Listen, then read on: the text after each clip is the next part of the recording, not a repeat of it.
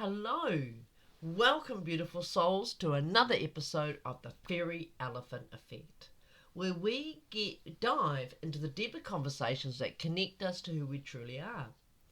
And today's episode is close to my heart, quite literally, because we're talking about what it really means to live a heart-led life.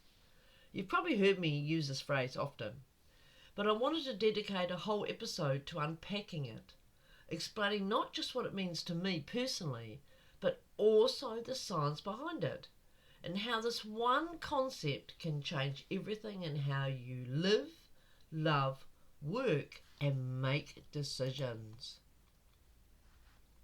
And that's really important. It's important for all of us. So what does a heart-led actually mean? What does that mean for us? And for me, it's not about being overly emotional or ignoring logic. It's about creating harmony between your head and your heart. It's about letting your emotional truth, your body wisdom, and your soul's whispers become a part of your decision-making process, not just your checklist or your pros and cons. And we all know, write the list out, pros and cons. And that's using our head. We need to get out of our head more and get more into our hearts. And we've been raised in a world that celebrates the mind, thinking, analysing, producing, pushing. But we have lost touch with our emotional rhythm, our inner compass. And when we live only from the heart, we often feel stuck, overwhelmed and unfulfilled. That might sound a little bit like you. So a heart-led life is about coming home. It's about asking, what feels true? What do I know in my body? What wisdom is already living in me? When your heart and head are both in the room, both having a say, your life begins to shift. And this is so, so true. Now, the science between heart wisdom. Our heart has its own neuro network with over 40,000 neurons in the heart, sometimes called the heart brain, that send more signals to the brain than the brain sends to the heart. Your heart generates the largest electromagnetic field in your body. It can be measured several feet away from you. And when you feel gratitude, compassion, love, your heart's rhythm becomes more coherent, more stable. The heart coherence improves mental clarity, reduces stress, balances hormones, and improves immune function. And it doesn't just affect you. The magnetic energy impacts the people around you too. And when you walk into a room, a heart-led state, people feel it. Even if they don't know why, you create a ripple. And this is really important. A few years ago, I wrote an article I put in the paper about kindness and how we can be kind. And the bit I want to bring your attention to is that if you are watching somebody being kind, it elevates your connection to your heart. It elevates the feel-good feelings in your own body by up to 33%. So our heart affects much more than we have been told. So, tools for living a heart-led life. Here are a few simple tools for your inner compass framework. Hand on heart practice. Pause. Place your hand on your heart. Take 4 slow breaths.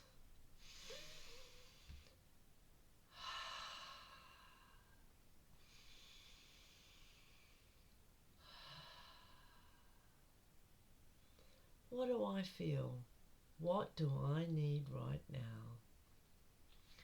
That's a lovely way, because as soon as you put your hand on your heart and you take a couple of breaths, you can literally feel your brain coming down and feel the connection between your head and your heart. Number 2, 4-step box breathing. Now, I use this a lot. I love this when I'm getting a bit busy or just when I want to have a moment. I could be in the car or in a waiting room, but this is a fabulous little tool. So inhale for 4, hold for 4, exhale for 4, and hold again. Repeat to reset and reconnect. Now, usually 3 or 4 times are going to do it, but what it does do is it can turn down the noise of some too much chatter, because you have to concentrate a bit to count the 4. It's a great technique. Daily emotional check-in.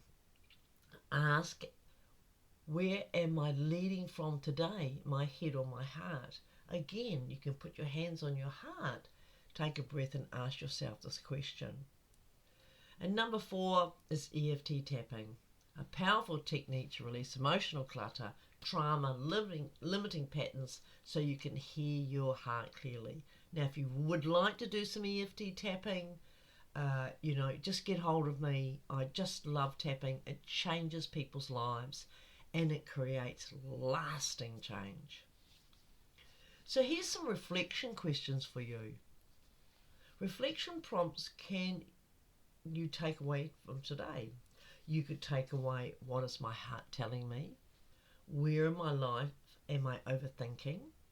And you're asking your heart these things. What decision am I facing, and what would my heart say about it?